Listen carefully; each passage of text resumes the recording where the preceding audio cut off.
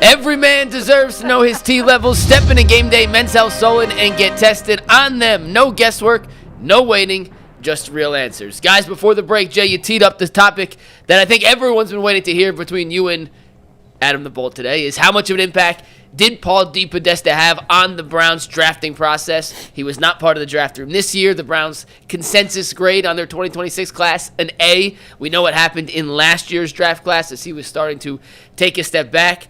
Jay, G, Bull, and Jay, we'll start with you because this has been your boogeyman for the last couple of years. Been. Do you believe yes. Depodesta was holding Barry back for those 5 years? Yes, yes, and yes. I do have a little bit of insight on this. I've been hitting this nail really for 5 years.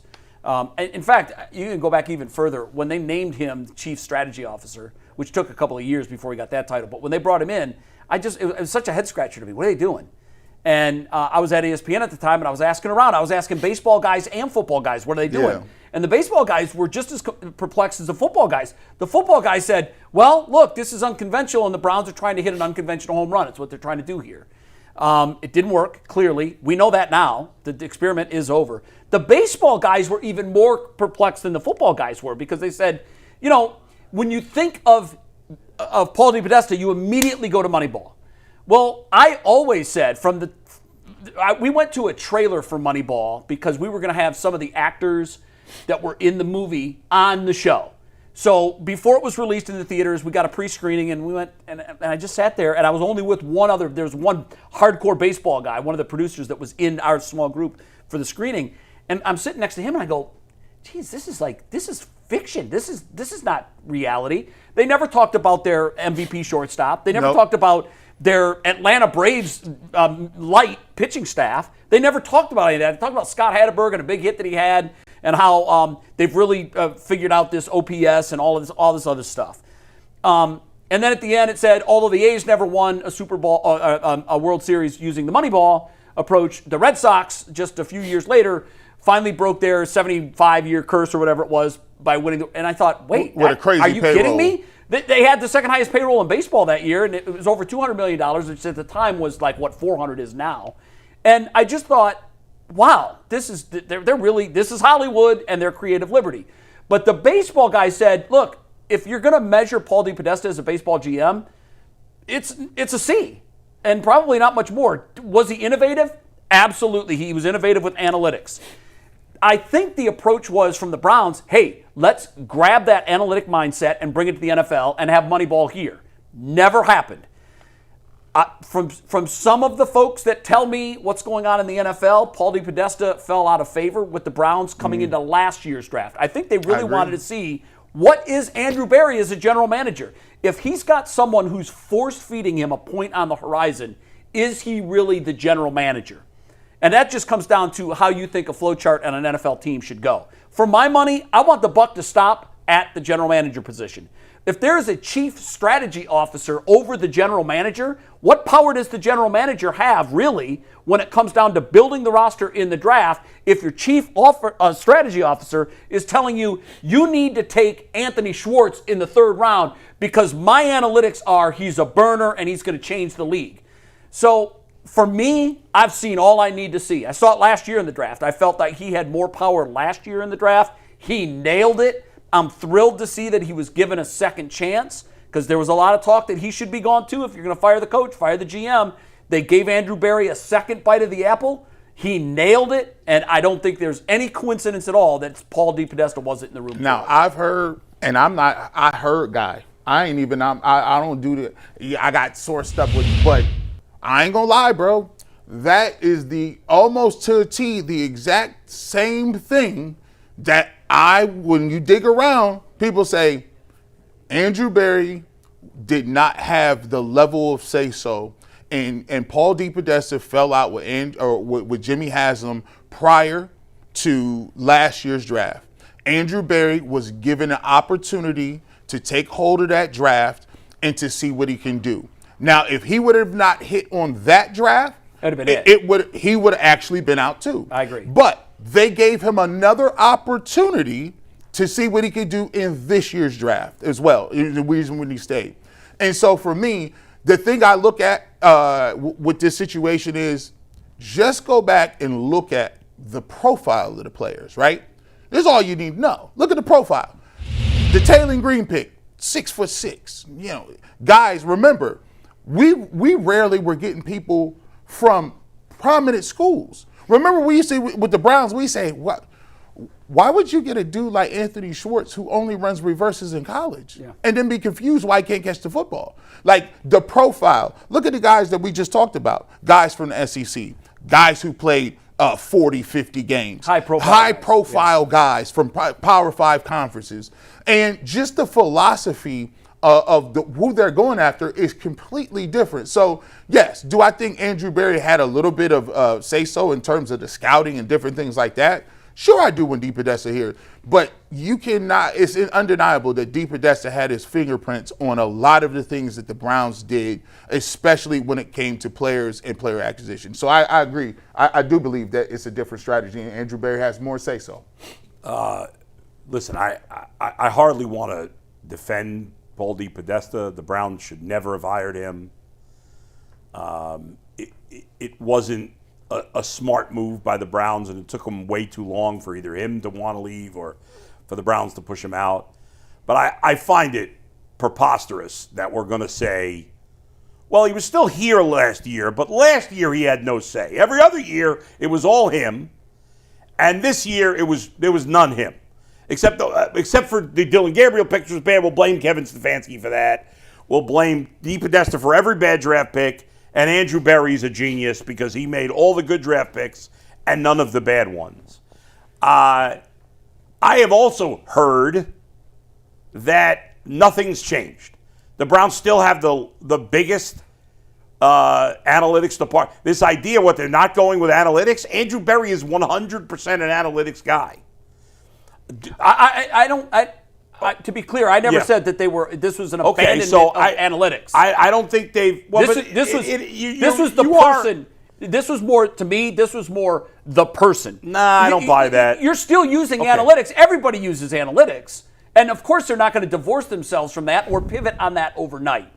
So let me just finish my point because you guys went on. I didn't interrupt you guys. I just wanted to clear up. Okay, in no way am I saying this is a pivot from analytics. That's not what I said. All right. So then you'll tell me what the difference is. I'll tell you what the difference is. Yeah. The difference now is they have a guy that is in the driver's seat to unequivocally make the decisions that an organization needs to make. Yeah. And his background has been football. No, it hasn't. Yes, it has. Who? Andrew Berry? Yes. His background's not football. His background's analytics. His background's football, Paul. I'm talking about sports. Everybody knows. Everyone does analytics. You can no Not everybody does analytics. Yes, not they do. Every NFL team has an analytics not department. To the level that the Browns do. And that's even questioned. It's not questioned. They have the largest department in the league. We've been saying that for the last 3 or 4 years. In the meantime, the other teams have beefed up their analytics department. We don't know how Zach Jackson just told us. I know he did, and I've heard other guys say that too, but I've had other people in the NFL that cover all 32 teams tell me that this nonsense that the Browns are leading the analytics parade is a myth. It's a farce. The Browns have other teams have just as big, Mike. if not bigger, analytics department. According to an ESPN survey heading into the 2025 season, the Browns had 3 more analytics people on their staff than any other team in the NFL. Okay, how many do they have? 14. Okay, so in general, you're talking about just about all of them have double-digit guys. Okay, they're all bigger staffs. So the Browns have the biggest. The Browns have the biggest analytics department. Bull. Every team uses analytics. I don't want my point to be twisted. Okay, you argued, but they have the biggest department. But Bull, I don't want my point to be twisted. My point is not that this is a pivot from analytics. I want to be very clear about that. That is not what I'm saying at all. Well, the bottom line. What I'm saying is how they apply those analytics. And I've always said analytics are a big part of it, but it's how you use them. Okay. To me, Andrew Berry, Paul Depodesta, I don't buy that he was ever bigfooting Andrew Berry. I think they work together collaboratively. I still think they do. I think ultimately Andrew Berry... They don't anymore. I think ultimately Andrew Berry always had the final say on things, unless Jimmy Haslam got involved, which he probably did at times. And I just don't... Maybe Andrew Berry's getting better at his job. Possibly. Maybe that's just it. Possibly. To try to make this a whole thing like it was all him, and Andrew Berry's the smart guy, and he's been held back. That's just there's no facts to back that up. Bull, I would second that. That's an unfair characterization. But that's what you guys are saying. I never said it was all Paul Depodesta's fault. Well, Never. you're making it seem that way. Here's what I'm saying, Yeah. okay? And in terms of Bigfooting, there's a flow chart for a reason. And just to be clear here, Andrew Berry was unquestionably on the downside of that flow chart from Paul Depodesta. So everybody's on the downside of the flow chart from the owner. Yeah. And so it could always be a big But foot. this is the way it was described to me by Yeah. multiple people. There have always been, and I don't know why other organizations aren't like this, but I'm told that there's always been this sort of survivor, almost a game show mentality about the power structure in the Browns organization. I use the word survivor because that's the way it was described to me by somebody who knows. Yeah. And they said it didn't quite make sense because it wasn't necessarily like the owner was pitting one against the other. But what the culture was this. There's going to be a clear-cut winner from everybody. We saw it in the coaching room when Greg Williams, you remember when there was, it was almost like they were picking the meat off the carcass of Hugh Jackson. And it was public. These guys were feuding in public. Even with Stefanski, Stefanski at one point in time, because he was coach of the year, had more pull than even Andrew Berry in certain Perhaps. Yeah, perhaps. Paul Depodesta had more say-so at period of time. He's the chief strategy officer. Know that. I don't believe Paul Depodesta ever picked the players. He put the systems in place that they used to follow, and I think they still do. Maybe they've gotten better at it as an organization of having to tweak those numbers to get where they want to be. But this, again, is this blanket idea that Andrew Berry was being held back. I just don't buy that. Andrew Berry, in my opinion, did a terrible job as GM. He was an awful GM. He drafted well last year, some improvement. I think he drafted well this year. I don't want to see if you're an Andrew Berry person, don't give me pats on the back now. Give me pats on the back when they finish the season with more than 5 wins. Let me ask you a question. So if they'd better. They still don't have a quarterback, in my opinion. In terms of Andrew Berry, Kevin Stefanski was gone. DePodesta was gone. Yeah. What would be the reason why Andrew Berry was the last person standing? If they believed he was just as much as culpable as the rest of the two, why was he the only one here, and why did he get more power? Paul Depodesta, we don't know that he got more power. Oh yeah. He definitely had more power. In terms of the draft, we don't know that specifically. We don't know that at all. But Paul Depodesta left. He wasn't fired. No. And this idea that he had nothing to do with last year's draft. Why didn't they just fire him? No, I think he was forced out. But I think there is a correlation. Then why did they fire him? I think there's absolutely a correlation between the two. I think Paul Depodesta is a smart enough guy. He realized the gig was up. Yeah. I've been then found why out. didn't they fire him if it was up? If they all of a sudden you know what would have happened? So much power. Ultimately, what would have happened was he would have been fired. He was dead man walking, and he knew it. That's why he ran off to the worst baseball organization to become their GM. He saw an opening and he took it. If the guy got completely neutered, as you say, then I just don't understand why they wouldn't have fired him. That's why he left. Okay. And perhaps there was a conversation. We'll never know. Perhaps there was a conversation where they said, "Start looking."